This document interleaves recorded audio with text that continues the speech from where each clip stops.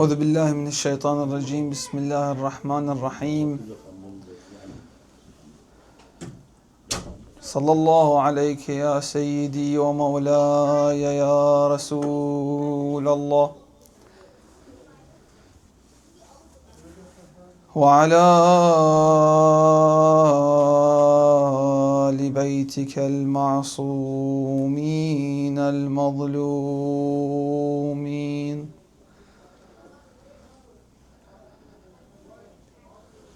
لعن الله من ظلمكم والغاصبين لحقكم يا ليتنا كنا معكم سادتي فنفوز والله فوزا عظيما. السلام عليك يا سيدي ومولاي يا أبا عبد الله وعلى الأرواح التي حلت بفنائك عليك مني سلام الله أبدا ما بقيت وبقي الليل والنهار ولا جعله الله آخر العهد مني لزيارتكم. السلام على الحسين وعلى علي بن الحسين وعلى أولاد الحسين وعلى أصحاب الحسين جميعا ورحمة الله وبركاته. صلوات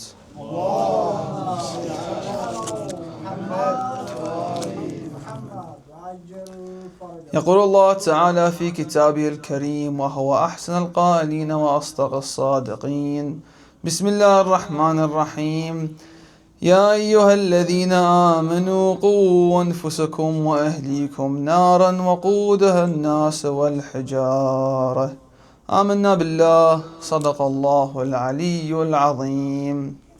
To enlighten the atmosphere and for the opening of the hearts and to hasten the appearance of our Imam صلوا على محمد وآل محمد اللهم صل على محمد.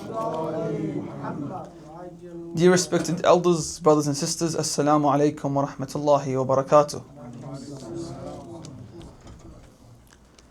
Inshallah, we will hold a Q&A session on the 10th, which is on Friday, during the night time. So after the majlis, the night of the 11th, around this time, after the majlis finishes, we will have a Q&A session.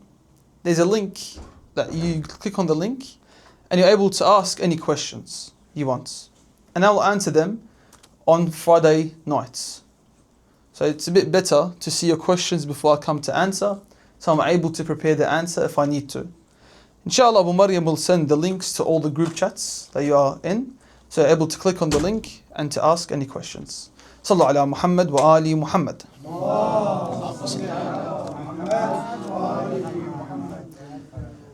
The topic of family is a topic that involves each and every one of us here. Whether you are part of a family, that you are a father, you're a mother, or you could be the children of this family, a son or the daughter, or you could have any siblings, brothers and sisters, you all belong to a specific family. This topic, unfortunately, is sometimes overlooked and sometimes sensitive to other people. When we hear the word family and the topic of family, the few common ideas that come to our mind would be marriage, would be divorce, reproduction, conflicts, arguments, and spouse issues. However, the topic today, the title isn't about the family, but rather the family in its existential crisis. Meaning the family currently, the existence of family is at war. That every civilization, every nation, every state used to recognize a family as a basis and foundation to human survival.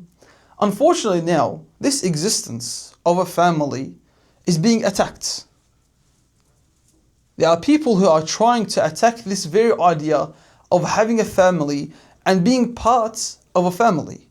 When we currently see divorce rates at all-time high, marriage rates at a low, reproduction rates at a low, and we see relationships have become weak, and men and women think they are always independent. When we look at Islam, when it talks about the concept of a family, Islam tells us that each member of the family is to be respected. Each member of the family has a specific value and a specific role. When, for example, you look at the Ahl al-Bayt teaching, Imam al-Sajjad alayhi salam in the Salat al-Huquq had made sure that every single member has a haqq, has a right in this family. Therefore, when we look at this idea of attacking the existential crisis of a family, we must understand a couple of things. The first question that comes to our mind is who is attacking this idea and why is it being attacked? Therefore, we'll divide our topic tonight into 3 sections or 3 different parts. Inshallah, we'll keep tonight short so we can continue with the majlis. We have already been delayed. The first part of our discussion is why is the idea of a family being attacked? This question, to be answered, there are 2 different reasons. The first reason the family is being attacked is a religious reason. The second reason is more of a worldly or a financial, economical / reason. The first reason, of religious reason, we need to understand and go back a few centuries. Last night we spoke about the French Revolution briefly. The French Revolution, when this happened, everything changed. The whole world, as you know, it changed. It wasn't just a revolution against politics, rather it was a whole revolution of changing how humanity lives. To the point where an author, Zygmunt Bauman, he describes this change after the French Revolution by a series of books. It's called the Collection of Liquid Modernity. He uses this term liquid, says liquid love, liquid life, liquid socialize. He uses this method or this description of liquid, meaning that these ideas around us are not solid. Because something that is solid is always compact, close to each other, doesn't change as easily. Therefore, he uses the description of liquid, meaning that it changes all the time. Therefore, the French Revolution, their main goal, that we said last night as well, was not just for political reasons. Rather, it was to attack religions. The French Revolution was to completely get rid of the religious system. Why? Because the religion was the basis for everything. We said last night that marriage, divorce, inheritance, all these fall under the category of a family. And all these are religious. Therefore, once they get to remove every single idea of religion from politics and every other area of life, there is one concept that remains standing. And that is the concept of a family. Because it's very important to everyone in different religions. You find the Westerners, they don't care about religion. When it comes to marriages, they have to get married in a church. And there has to be a priest. Although they are not religious. The idea of family comes under the topic of religion. So for them to attack the idea of family is to get rid of any religious traits or traces. The second reason is more about economical or financial reason.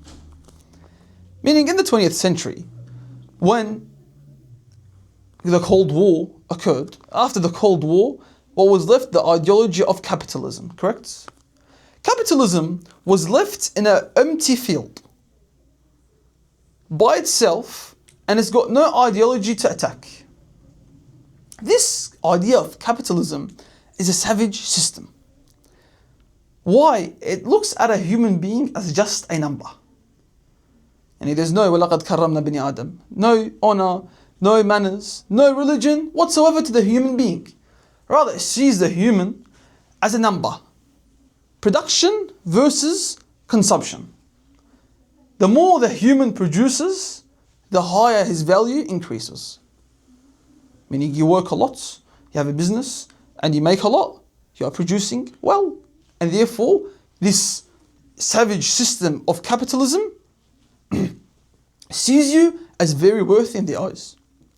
But if you are someone who doesn't produce a lot, and consumption is being used on you, you are seen as less worthy. Or you are seen as an enemy towards capitalism. Why? They are spending a lot of money on you. Which is why you see the idea of reproduction attacked. Why? Reproduction leads to babies. Babies need what? Healthcare, needs education. All these are expenses on babies, correct? Do the babies provide? Do they work? No. Or housewives, they attack the ideas of a housewife. Why? Because they see it as a tool to reproduction. And this is all consumption. Or even other areas of life, like an old retired man who's sick. They see him as not working and he's receiving benefits. He is nothing but an expense. He's a liability. Therefore, another reason of attacking the idea of a family is to destroy anything in any human being that is just consumption.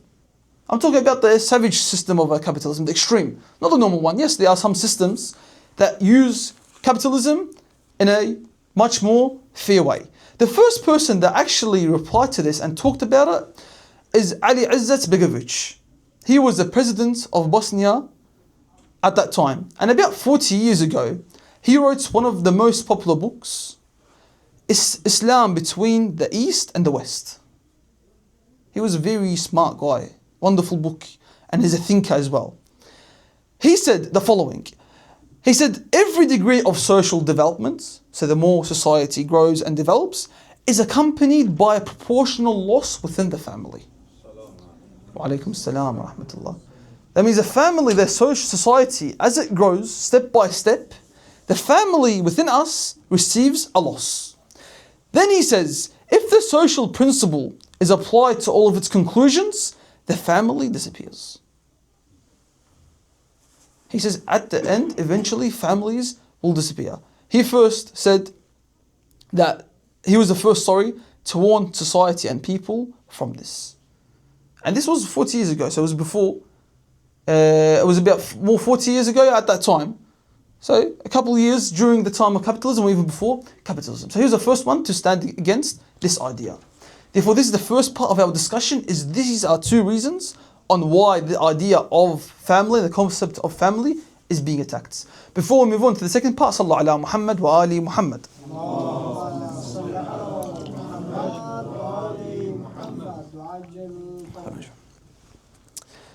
Our second part of tonight's talk is, how is this happening? How is the attack on family happening? And what are the tools that are being used? Yeah, it's probably more than 10 ways. But we'll suffice with 3, since we said we'll keep tonight very short.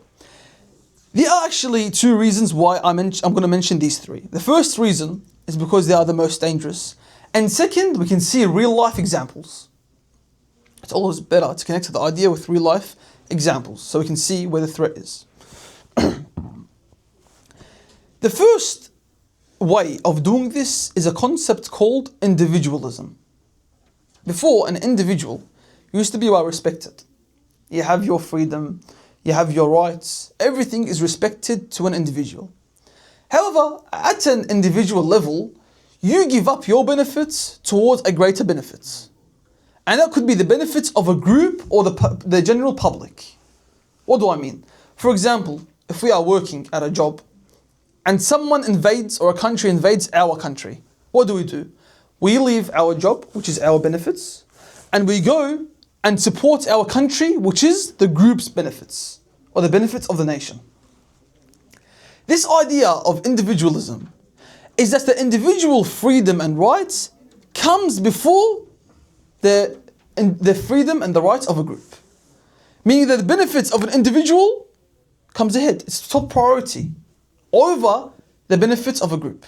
So, same example, if I'm working at a job and someone invades my country, then I'm more than free to stay in my job and look after my own family and care for the family, my own benefits, rather than defending the country. What did this do? This showed the society that you as an individual only care about yourself. Do not worry about a group. How does this connect with family? Family is what? A group, correct? You share the same place, which is the house. You share the same time. I'll give you my time and you give me your time. We share compassion, we share sympathy, we share the lives, we share the moments, we share the memories. A group is one sharing with one another. They say, no, don't worry about the group. Say as an individual. That means if my father's sick, I'm not going to care for my father. No, may Allah subhanahu wa ta'ala just make him recover or cure him. I'm not going to do anything for my father. That's the idea of individualism. That your benefits takes priority over the benefits of your family or a group. Can this be seen today or no? Yes. How? We go to our families at home and we see our families surrounded by what? 4 walls, which is a house. Correct? In those 4 walls, if you see a living room, for example, and you see the father in one side, the mother in one corner, the kids in one corner, are they socializing with each other? No, what are they doing? On the phones. Correct? They have made this alternative world by themselves. A world where they live in. That's why Ali Izzat Big Note, what does he say? He says that first the father left the family, he goes to work, and he's worrying about his own alternative world. Then he says the mother goes to work. There's nothing wrong with the mother going to work, but she goes to work, she creates her own family, then he says their children then follow. That means everyone has made this alternative world for themselves. A world where they cannot communicate with their family. But to the point there are no discussions, no talk between a father and a son, or a brother and a brother. Therefore this was the first way of doing it. The second way, which is more dangerous, we're going up the scale, so we start from least dangerous to the most dangerous. Second way, the most dangerous, is the concept of feminism. Just a disclaimer, when I talk about feminism, I don't mean the type that defends the rights of women and the oppression of women. If feminism meant that defending the rights of women and defending oppression against women, then I'll be the first feminist. But no, we're talking about the extreme type of feminism where they show the concept to people that a woman cannot be in a contract with a man, or a woman cannot be in agreement with a man, because that always leads to failure. Because marriage is what? A partnership between the man and the woman. And they show that this partnership cannot achieve anything. That a woman is always much better as an individual. Which is true. If we see it like this, the way they do it, it's true, right? They give you the image of a woman that sits at home with her family, has her own car, has her own job. Why would you tell her to go get married? Can we see this today? Yes. If we look at our young girls at the age of 20, 22, and you tell her the idea of marriage, what does she say? No way. Let alone telling her the ideas of having babies. Why? She tells you, I have my own car, I have my own house, I have my own job. Why would I be in a partnership with a man that will restrict me? A man that will not give me my own freedom. Therefore, this idea of feminism is what caused the increase in divorce rates, or the higher age of getting married for both men and women, which is more dangerous than the first one. The third, before we move on to the third one, just want to mention one thing of a feminist, a very popular feminist in the 20th century by the name of Simone de Beauvoir. She says this, she says, a woman will remain enslaved until the myth of the family, the myth of motherhood, and the myth of paternal instincts are abolished. She calls being a mother and a family a myth. And she says that a woman will remain enslaved until these get abolished, until these are removed. Then a woman is truly free. Therefore, that is the second reason. The third we see is the concept, unfortunately, of homosexuality, where they make same-gender relations as something completely normal and promoted. They tell you it's all about freedom of choice, the rights of these people, but this is all wrong. Why? Look at this, for example. Father's Day, just one day to celebrate. Mother's Day, one day to celebrate. Valentine's Day, one day to celebrate. Pride, month, which is June, the month we are in. They give them a whole month, but everyone else gets a day, gets one day. What's the idea of this? Is when you have these different combination of making a family. I think one of the nights I mentioned 8. I researched today and I found 12 different combinations. So it's more than what we mentioned. A family now could be made out of 12 different combinations, not as one as we know it. What happens to this? The real basis of the first version of family gets lost. When you have different fakes and you merge them with the real one, then you cannot find the real one. They get merged and you cannot find the true first family. This causes a problem for the next generation. The future generation is going to grow up and cannot know which is actually their first version of family. What else does this serve? It serves the second reason we mentioned, capitalism. Why? Because two fathers or two mothers cannot reproduce. And this saves them money. Saves them from babies, healthcare and education. Therefore, this whole idea is a concept that's been working for a while. And their last mission to complete their journey is to destroy the concept of family.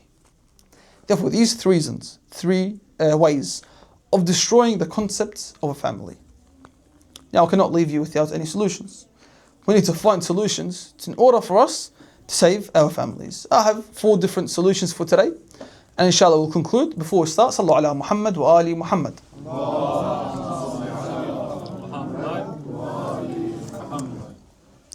Now we know the issue and what's happening. How do we solve this? How do I, living here in Dunedin, protect my family?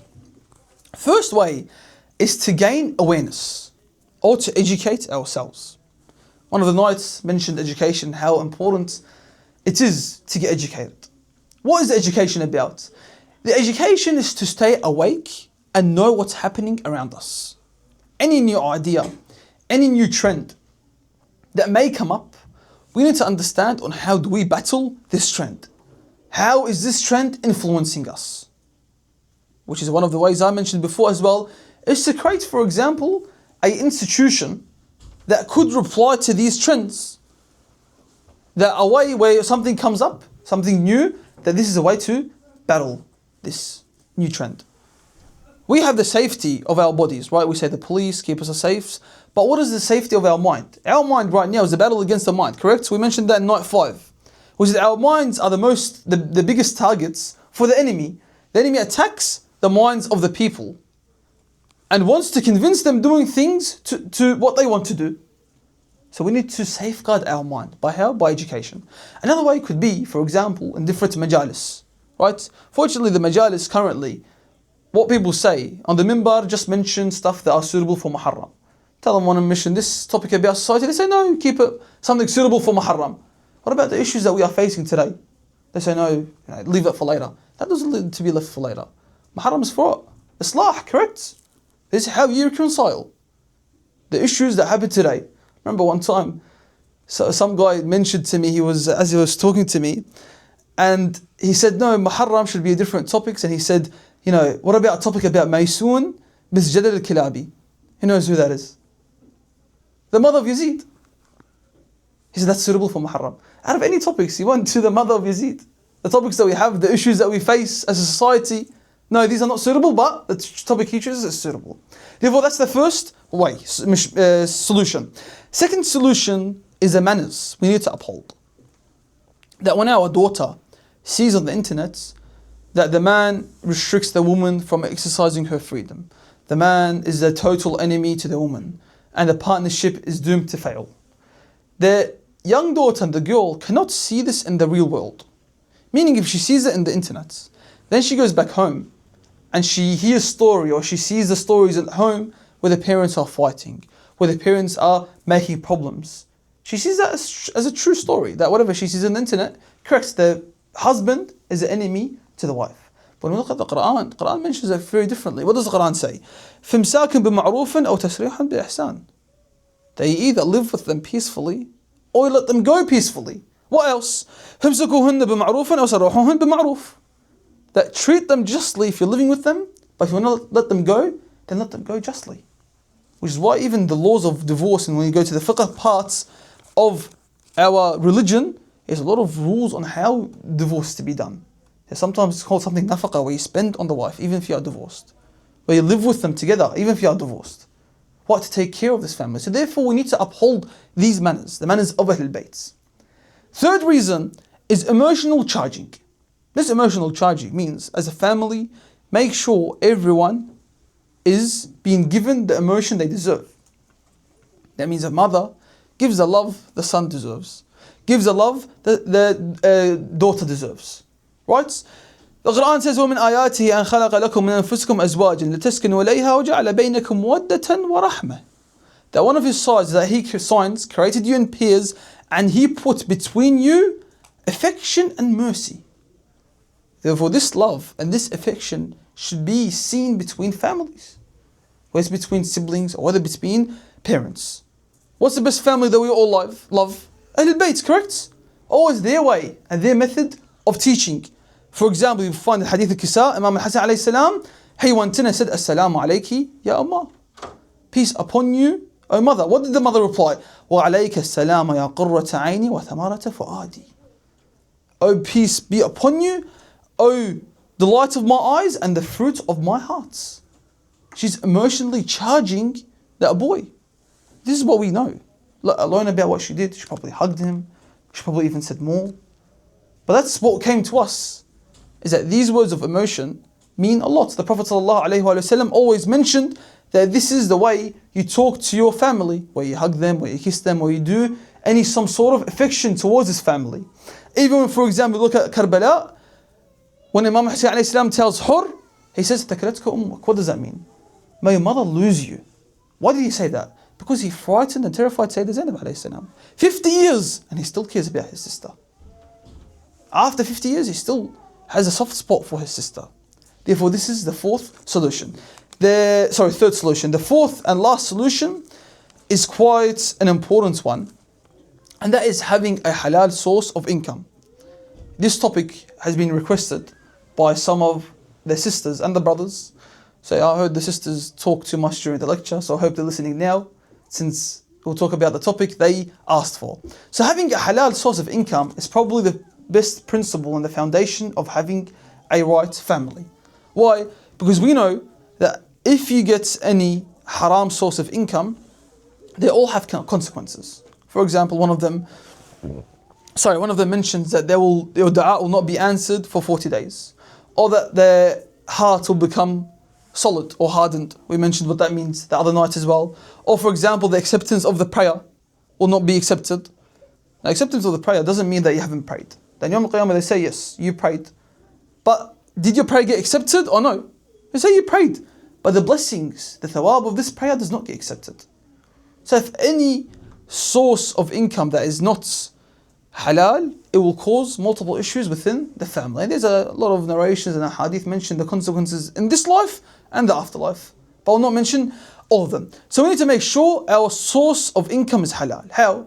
Best way is you work a normal job, 9 to 5, you get the money you get, you go back home and use this money. Or you have a business, and this business is legal. You own the money and you use this money. Now there was a question about receiving benefits from the government. What if I don't report my money, how much I make to the government? I will not answer this tonight, as there's a lot of conflict and conspiracy about this. But there's a one common issue where many people misunderstand, is the topic of interest. Is what is interest, and can I take a loan from the bank? We all know that interest is haram. What does interest mean? Or riba. Allah subhanahu wa ta'ala says, I've made selling halal, but I've made riba haram. Riba means if I am taking money from someone, let's say Ahmed here in front of me, and I take $100 from him, borrow. He says when you give it back to me, give me $150. That $50 there is what's interest, is riba. Banks usually, in here, they take money. Or you take money from them. Then they ask you more. What is it, 5% interest here, Ahmed? Yeah, 5% here? Let's say tell you 5% extra on top of the money you've already taken. You have to give it back. Now you have to understand that interest goes both sides. So either I give you interest or you give me interest. Okay? So for example, there's a method, or this is still used, where if you have a savings account and you put money in that savings accounts, you get interest on it. So the bank pays you more money because you're saving up money. This is halal. Why? Because interest between a believer and a disbeliever is halal.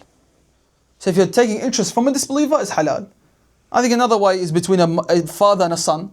Take interest between them, that's also halal. I believe so. But I know for sure that if you're taking from a disbeliever, then you're allowed to take interest. Therefore, if you take interest, halal. What about the most common topic, if I'm taking a loan or a mortgage from a bank? This is important because all of us deal with mortgages. One of the solutions and the answers is the bank has to be disbeliever's bank, not a Muslim bank. And this bank that is owned by a disbeliever, you take this loan not with the intention of interest. Rather the intention with transaction. With no return. So for example, a gift. So this interest that you give back is called a transaction without return. So I'm giving back this as a gift, not as a loan. And that solves all the solutions. Or there's other ideas or other solutions where, for example, if the bank is owned by the government and they say that it's majhul, you don't know who the owner is, and therefore it's not the actual money because you don't know who the owner is, and different solutions. But however, the intention is what matters, and it should be that it's a transaction without return, meaning the money that I am paying back to this government is a gift. Therefore, these are some of the solutions that we find today. As well as one important point that we need to put emphasis on is donations. And this donations, when you help towards a specific goal or a specific system or a specific organization, helps you as long as you live. And even if you die, there's an idea of sadaqah jariyah.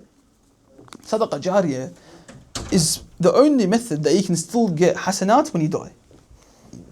That if I, for example, pay money towards a towards a Husayniyah or towards a masjid, this money, even if I paid $1 towards this masjid, I would die and I'll still get the reward for every person that walks in.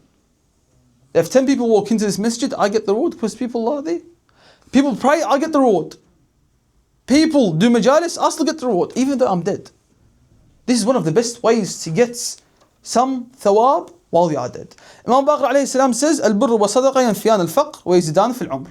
That the giving donations, well, what? It removes any poverty and it increases your lifespan. That's very important for us to give any sort of donations to increase our lifespan and remove us from or save us from poverty.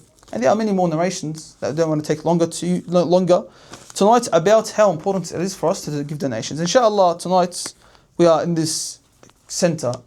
Inshallah, next year, if possible, I will come as well. And inshallah, I want to see a masjid.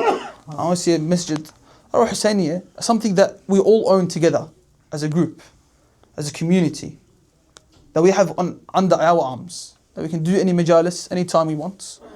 We can be as loud as we want. Inshallah, this is a goal that I know some of the brothers are working towards. However, this night is for us, it's important for all of us to mention the man of this night, which is Al-Qasim, the son of Imam Al-Hasan alayhi salam.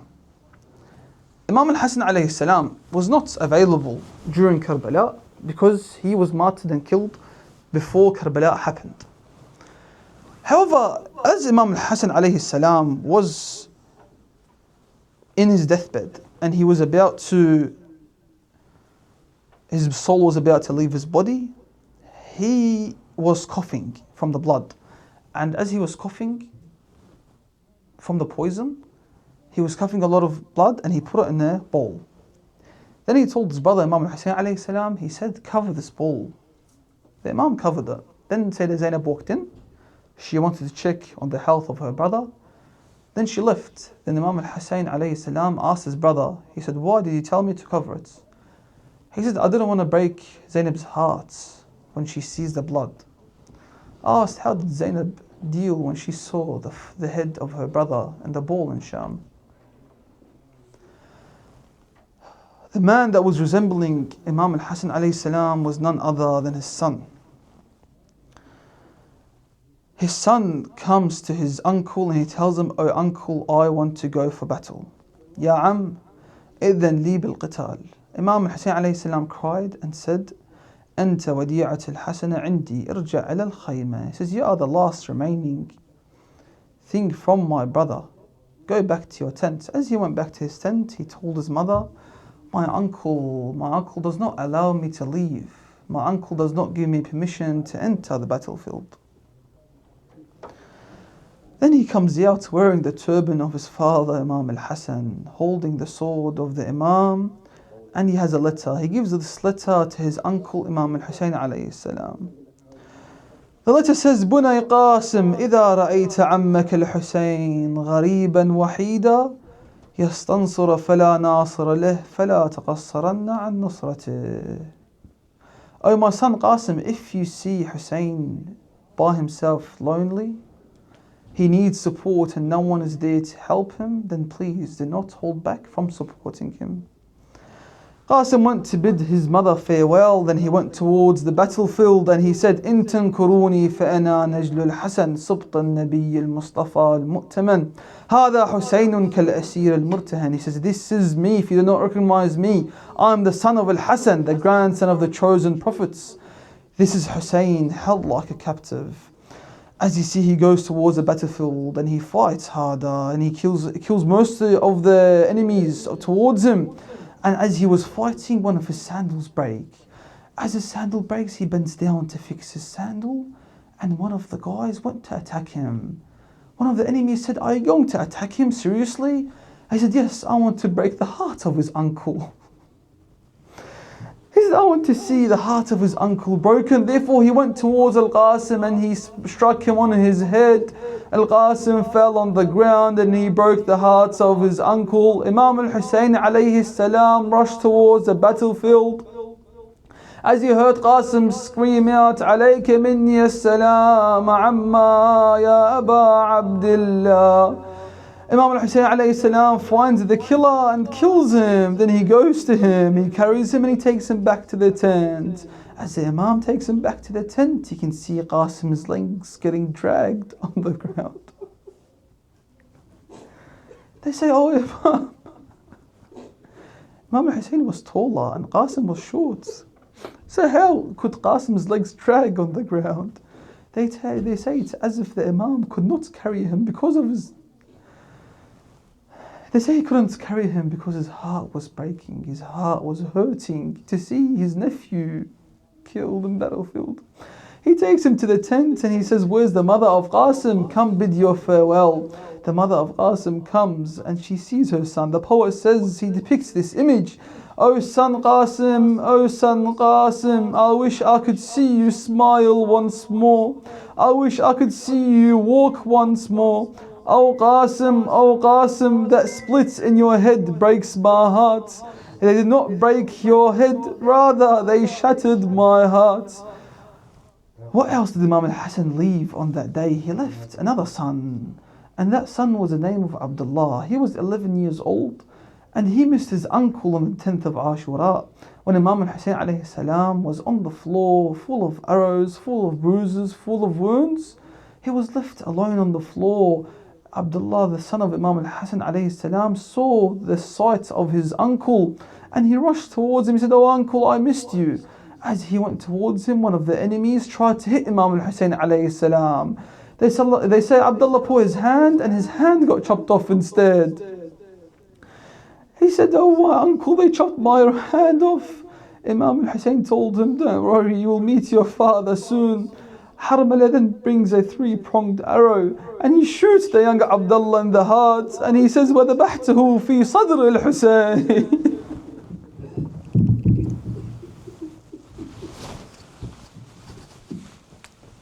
يوم ذكريني